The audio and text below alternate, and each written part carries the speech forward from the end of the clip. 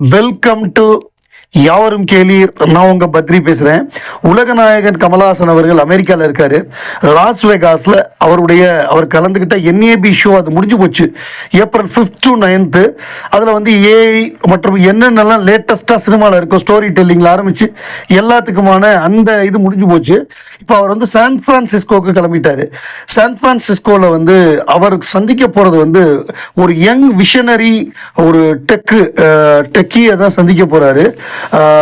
வேர் code art meet code அப்படிங்கிற மாதிரியாக ஒரு அறிவிப்பு. அதை பார்க்குறப்ப செம்மையாக இருந்தார். தலையில் கேப் போட்டு கூலிங் கிளாஸோட அதை பார்த்தப்ப எப்படின்னா நம்ம சிகப்பு ரோஜாக்கள் படத்தில் வரக்கூடிய திலீப் அந்த அந்த கேரக்டர், சிகப்பு ரோஜாக்கள் கேரக்டர் மாதிரியே இருந்தார் அப்படின்னு சொல்லி பயங்கரமாக அதை பற்றிலாம் எழுதுகிறாங்க. அந்த யங் ஏஜ்லேருந்து அவர் ஓல்டானா எப்படி இருப்பாரோ செம்மையாக இருக்கார். இந்த கெட்டப்பில் ஒரு வில்லன் ரோல் பண்ணால் சூப்பராக இருக்கும் அப்படின்லாம் எழுதுகிறாங்க. நமக்கு வந்து வில்லன் ரோல் நடிக்கிறதெல்லாம் விருப்பம் இல்லை. அவர் கதாநாயகனாக தான் நடிக்கணும். அவரே ஹீரோ, அவரே வில்லன், அந்த மாதிரி பண்ணால் நல்லாயிருக்கும். இல்லை கல்கி மாதிரி ஒரு ரேர் கேரக்டர், எப்படி யாருமே பண்ண முடியாத ஒரு இவர் தான் பண்ணணும், இவர் பண்ணாதான் நல்லா இருக்குங்கிற மாதிரியான கேரக்டர்னா அப்போ பண்ணலாம். ஒரு சுப்ரீம் யஷ்கின் அப்படின்னா அது பயங்கரமான கேரக்டர். அந்த கேரக்டரோட கெட்டப்பு, அந்த கேரக்டரோட ஆர்க்கு, அந்த கேரக்டரோட விஷனு அதெல்லாம் செமையானது. அந்த மாதிரி வேணால் பண்ணலாமே தவிர சாதாரண வில்லன் ரோல் பண்ண முடியாது, பண்ணக்கூடாது. ஏன்னா இன்னைக்கு இருக்கிற அவருடைய மார்க்கெட்டு, அவருடைய வியாபாரம், அதுக்கு தகுந்த மாதிரி படங்கள் தான் அவர் பண்ணுறாரு. ஏன்னா சின்ன படம் பண்ண முடியாது, வில்லனாகவும் வேற ஒரு நடிகருக்கெல்லாம் பண்ண முடியாது. அவரே ஹீரோ, அவரே வில்லன் தான் வேணால் பண்ணலாம். பட் இது செமையாக இருக்குது இந்த கெட்டப்பு. அதில் டவுட்டே கிடையாது. சும்மா ஜம்முன்னு கேப்பை போட்டு கூலிங் கிளாஸை போட்டு ஒரு லுக்கு சூப்பராக இருக்குது. நேற்றுக்கு அஜித் நடித்த குட் பேட் அக்லி படம் ரிலீஸ் ஆயிருக்கு. அந்த படத்தை பற்றி பல்வேறு, அதாவது 2 விதமான விமர்சனங்கள். அஜித் ரசிகர்களுக்கு பிடிச்சிருக்குங்கிறாங்க, மற்றவர்கள் அதாவது இது எப்படி சொல்கிறாங்கன்னா good for Ajith fans, bad for neutral fans, ugly for ஹேட்டர்ஸ்னு விமர்சனம் பார்த்தேன். அப்புறம் இன்னும் சில விமர்சனம் என்னென்னா Ajith is good, AK is good, story is bad, screen play is ugly அப்படின்னு பார்த்தேன். நிறைய நெகட்டிவ் கமெண்ட்ஸ் தான் நான் பார்த்த வகையை.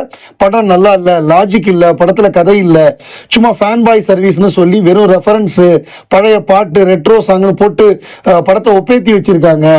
இப்போ இந்த படத்தை எப்படி அஜித் ஒத்துக்கிட்டாரு அப்படின்னு ஒரு பக்கம் கேட்குறாங்க. இன்னொரு பக்கம் செம்ம மாசாக இருக்குது, எனர்ஜெட்டிக்காக இருக்கார் ஏகே, அவர் வந்தாலே பயங்கரமாக இருக்குது அப்படின்னு இன்னொரு பக்கம் அஜித் ஃபேன்ஸ் அவங்க ஒரு பக்கம். இதோட உண்மை என்ன, இந்த படம் தேருமா தேராதாங்கிறது திங்கட்கிழமை தான் நமக்கு தெரியும். இப்போதைக்கு 2 விதமான நெகட்டிவாகவும் வருது, பாசிட்டிவாகவும் வருது, நிறைய நெகட்டிவாக வருதுங்கிறத நான் உண்மையை சொல்லிடுறேன். அப்புறம் இன்னொன்று என்னென்னா இதில் வந்து உலகநாயகன் கமலஹாசன் இந்த ரெஃபரன்ஸ் நம்ம சொல்கிறோம்ல, ஏகே மூவி வித் 3 ஆண்டவர் ரெஃபரன்ஸ் அப்படிங்கிறது தான் இதில் ஒரு முக்கியமான விஷயம். அதில் ஒன்று வந்து சகலகலா வல்லவன் படத்தில் வரக்கூடிய ஒரு முக்கியமான பாடல். அந்த பாடல் வந்து ஒரு சண்டை காட்சியில் பயன்படுத்தியிருக்காங்க. அப்புறம் விக்ரம் 1986 அந்த ரெஃபரன்ஸ் அப்படின்னு சொல்கிறாங்க. அது என்ன ரெஃபரன்ஸ்னு எனக்கு தெரியல. அப்புறம் பம்மல் சம்பந்தம் அப்படி அந்த படத்துலேருந்து ஒரு ரெஃபரன்ஸ். இந்த 3மே அவங்க வந்து குட் பேட் அக்லி படத்தில் யூஸ் பண்ணியிருக்காங்க, ஆண்டவர் ரெஃபரன்ஸு அப்படின்னு சொல்கிறாங்க. நான் ஒரு ரெஃபரன்ஸை பார்த்தேன், அது வந்து லீக் ஆகி இதில் யாரோ ரிலீஸ் பண்ணியிருந்தாங்க ட்விட்டரில். அது பயங்கரமாக இருந்தது. அந்த பாட்டுக்கும் அந்த சண்டையும் அது கரெக்டாக மேட்ச் பண்ணி அழகாக பிக்சரைஸ் பண்ணியிருந்தாங்க. அந்த கொரியோகிராஃப் பண்ணியிருந்தாங்க. அதாவது எப்படி ஒரு சாங்கை கொரியோகிராஃப் பண்ணுவோமோ அந்த மாதிரி அது பக்காவாக இருந்தது. அந்த இளமை இதோ கமலஹாசன் நம்ம நியூ இயர் சாங்கு, அந்த பாட்டை வந்து ஒரு பாரில் ஃபைட்டு மாதிரி அது நல்லா இருந்துச்சு. நான் தியேட்டரில் போய் படம் பார்க்கல, அந்த இதில் ரிலீஸ் ஆகி இதில் வந்தது எக்ஸில், அதில் பார்த்தேன். இந்த ஃபேன் பாய் சம்பவம் அப்படிங்கிறாங்க. அதில் வந்து பெஸ்ட்டு ஃபேன் பாய் சம்பவம்னா அது உலகநாயகன் கமலஹாசனுடைய படங்கள் தான். அதில் வந்து முதல்ல வந்து வேட்டையாடு விளையாடு, அது வந்து ஒரு ஃபேன் பாய் வந்து பக்காவாக எடுத்த படம். அதில் வரக்கூடிய அந்த கண்ணு வேணும்னு கேட்டியாமே, கற்க சாங்கு, ராகவன் இன்ஸ்டிங்க்ட், இது எல்லாமே வந்து உலகநாயகன் கமலஹாசனுக்காக எழுதப்பட்டது. எனக்கு ஒரு விஷயம் ரொம்ப பிடிச்சிருந்தது என்னன்னா, நானும் ஒரு இயக்குனராக இருந்து நானுமே கமல் சாரை வச்சு ஒரு படம், கௌதம் மேனன் மாதிரி ஒரு வாய்ப்பு கிடைச்சிருந்தா நானும் கெட்டப்பே மாற்றாமல் படம் பண்ணியிருப்பேன்.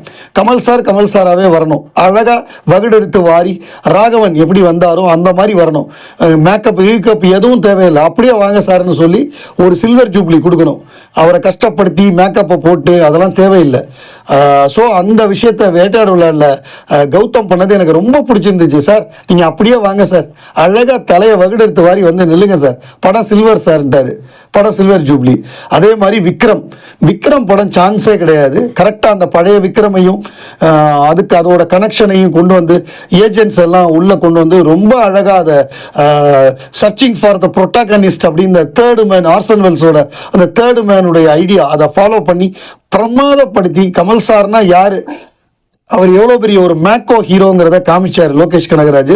அந்த அளவு வேற பேட்டையெல்லாம் மேஷப் மாதிரி இருந்தது. குட் பேட் அக்லி மேஷப்னு தான் சொல்றாங்க.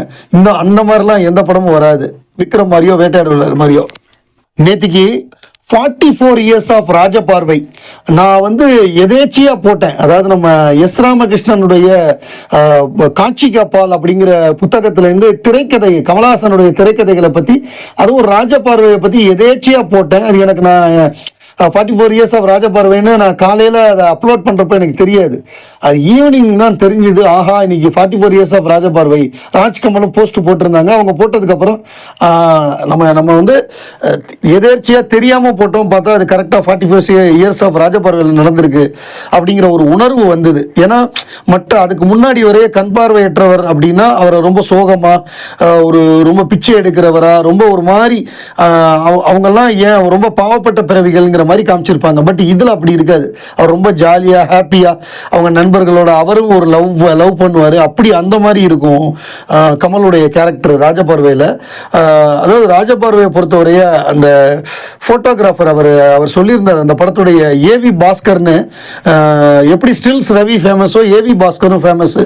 அப்போ இவர் என்ன சொல்லியிருந்தாருன்னா, ராஜபார்வை படத்தில் வந்து கண் பார்வை இல்லாதவராக நடிக்கும் பொழுது ஒரு காட்சியில் இடிச்சுக்கணும் அப்படின்னா ஒரு 7-8 தடவை இடிச்சுக்கிட்டாராம். நிஜமாவே போய் அந்த இடிச்சுக்கணும் ரீடேக்குக்காக. அதே மாதிரி ஒரு ஆட்டோவில் போய் இடித்து சம்மர் சால்ட் அடிக்கணும்.